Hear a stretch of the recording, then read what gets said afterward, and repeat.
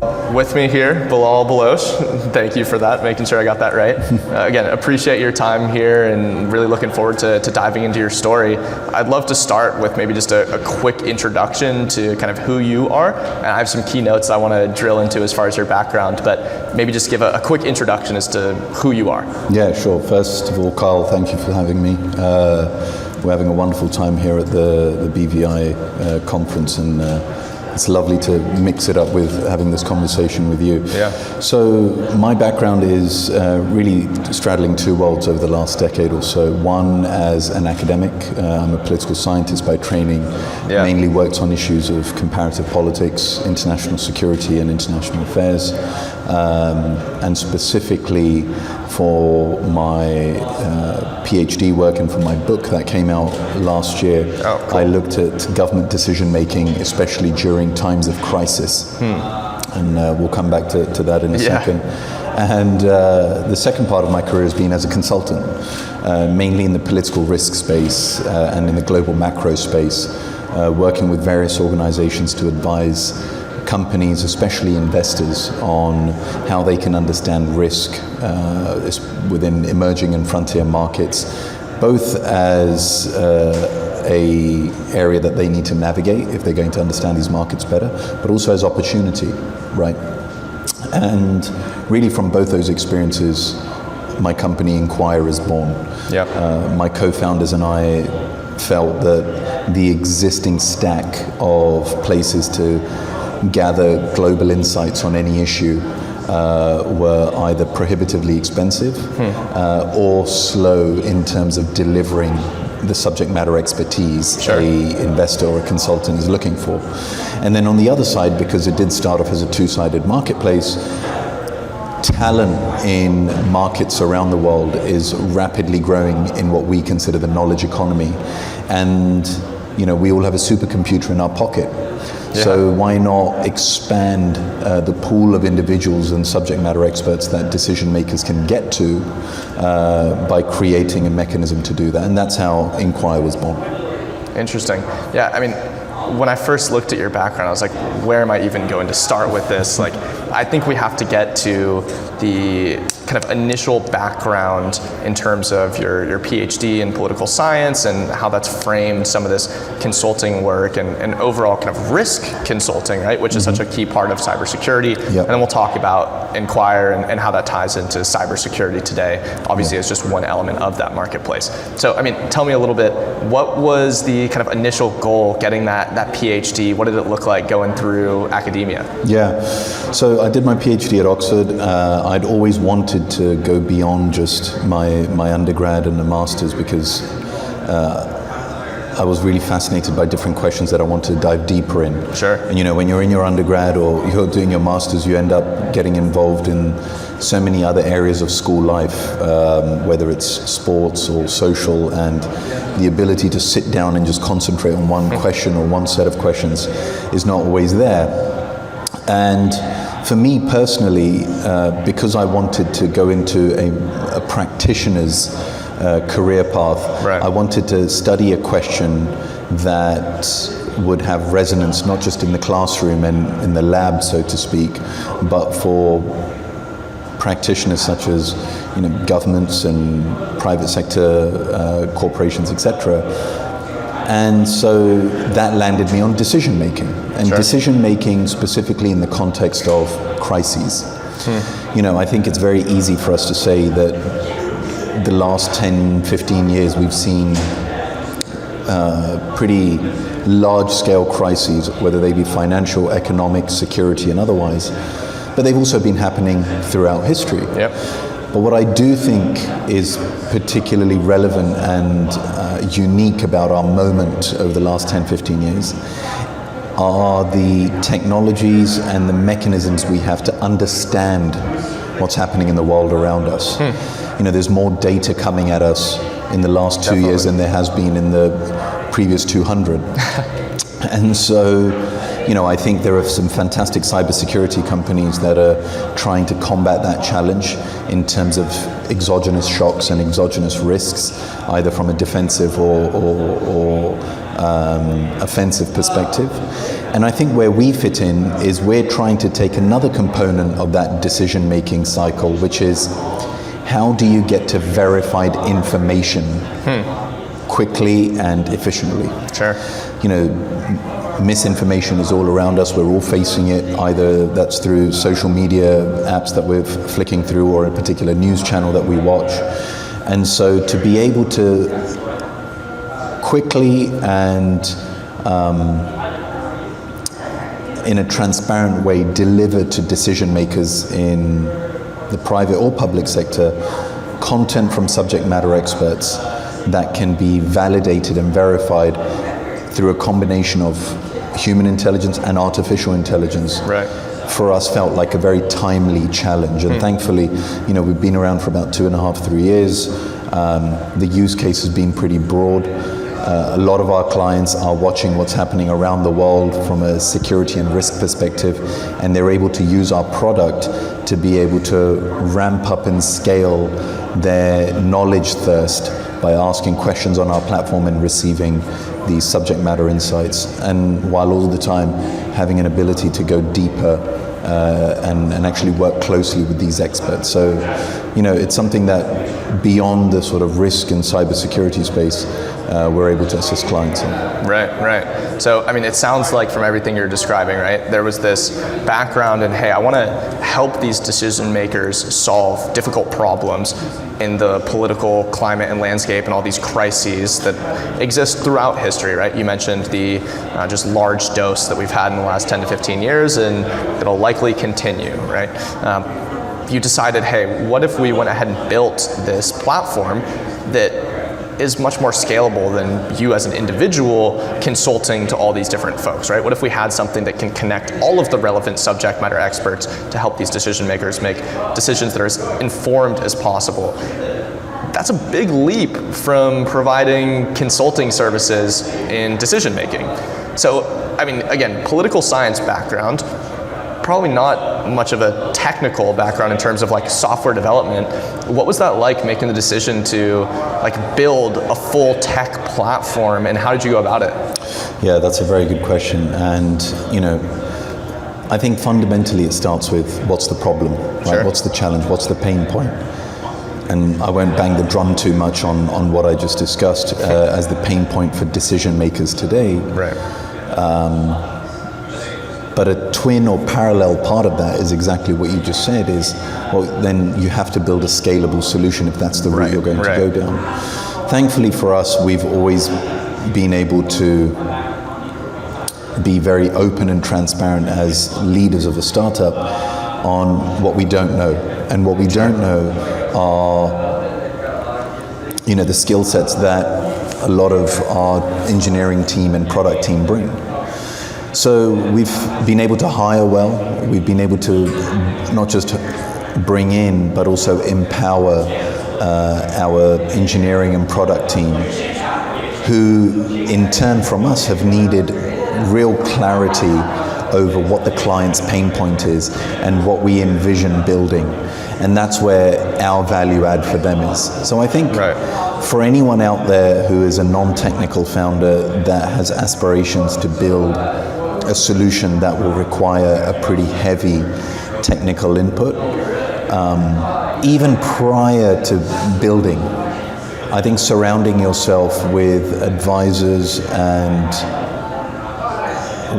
investors and just generally well-wishers for your project that come from a technical background can be really quite helpful, because quite frankly, it can often even demystify the challenge ahead.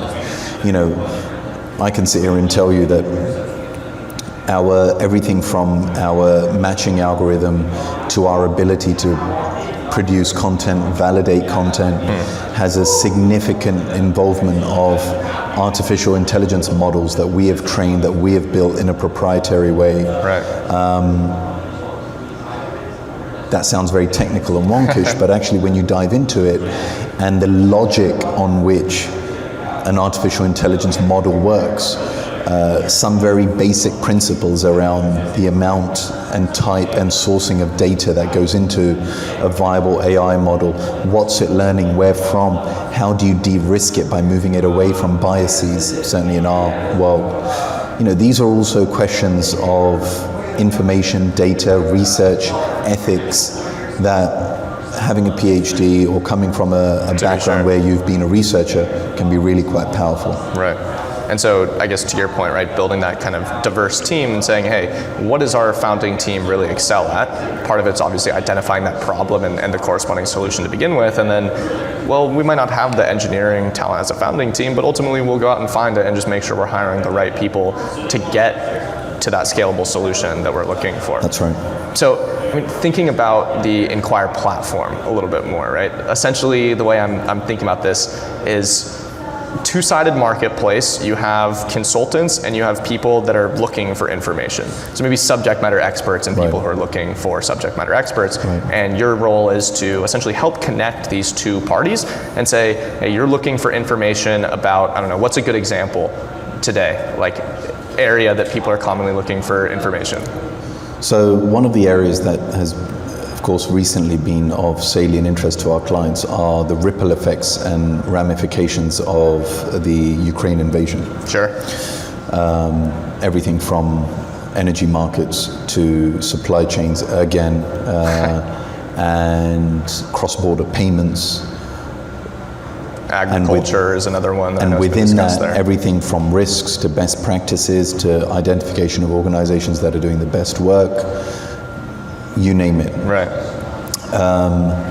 But as a marketplace, which was our founding, we've been able to evolve the tool because we've always been squarely focused on the pain point. Sure.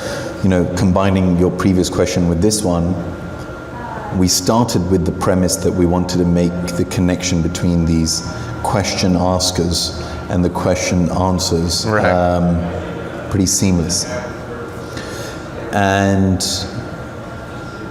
in doing that, in focusing on that, Kyle, we've ended up building a product that goes far beyond just a two-sided marketplace. Think of it as your own curated Quora, where, going on Quora and you're asking a question about, when was the Constitution written and who were its main authors? That's the type of thing you'd ask. You'd get crowdsourced answers. They would vote on it and it would aggregate to the top and you'd get the best answer.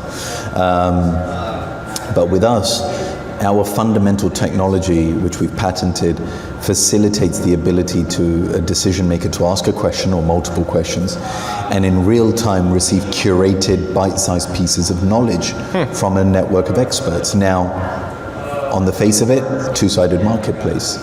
But the real value and the future growth of the platform, which already we're seeing borne out, is taking the tool and allowing other organizations to use it. Because one of the biggest challenges we face today, certainly post-COVID, is digital transformation and knowledge discovery, right? And so organizations around the world want to be able to better leverage their internal knowledge assets. Yeah. And what we can do is we can license our technology to these firms. And for them, they're able to put their own employees onto it. Sure. And then discover who knows what, right? Imagine the power of finally being able to know in real time that I'm working on a project, perhaps I'm doing due diligence on a company, perhaps I'm building a pitch deck for a client, whatever that may be, I'm now able to do research towards that and get insights from my colleagues around the world without having to go down a Google rabbit hole, without having to hire external experts that are going to eat into my budget. All the while, that data and information from my colleagues is coming in a smart user experience way where I don't have to actively go and search for it. Right. Yeah. And that's what we're doing. That's why, for anyone out there who's thinking about or working on a marketplace, incredible business, comes with a lot of challenges, but being able to evolve it and focusing on the pain point can lead to it growing and blooming into something else. And for us, that's become essentially a business where we build knowledge networks and the tools for knowledge networks for other companies. Right.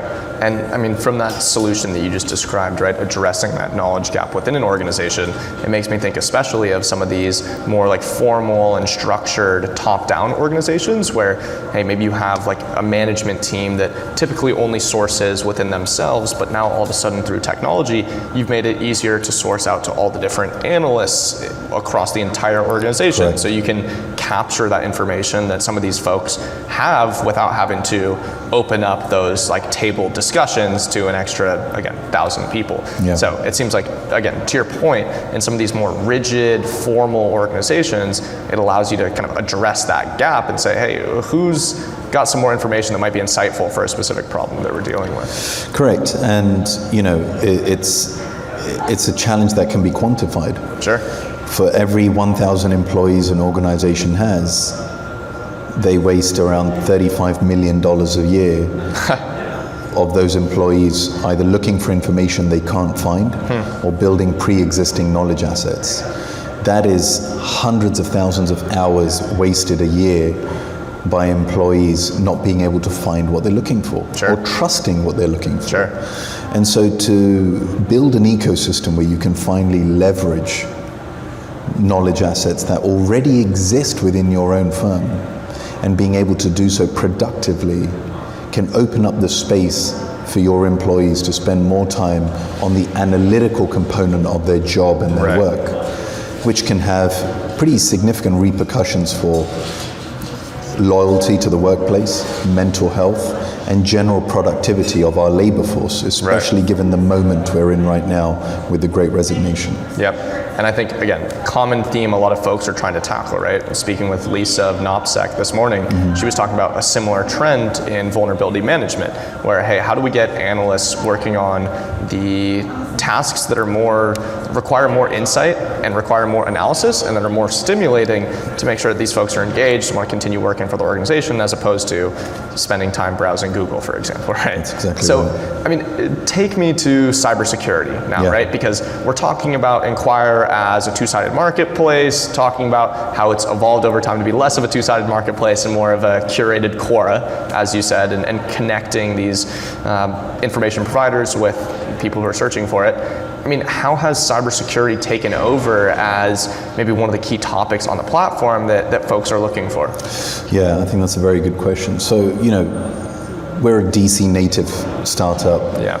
We come from backgrounds adjacent to cybersecurity in due diligence, political risk, public policy, and over the course of the last decade or so, both from a hard security, but also from a general zeitgeist, cybersecurity has become a core part of how we think about risk, from the individual all the way to the corporate. And that for us speaks very squarely to a challenge that decision makers face. What should my cybersecurity needs be? How do I defend myself against those risks? And how do I proactively build an ecosystem that can factor in, but perhaps even take advantage of this environment?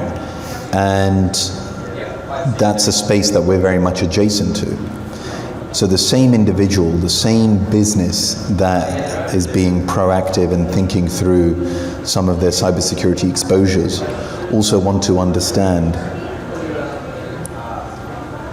what is their exposure and risk and what is their opportunity in other realms pertaining to security.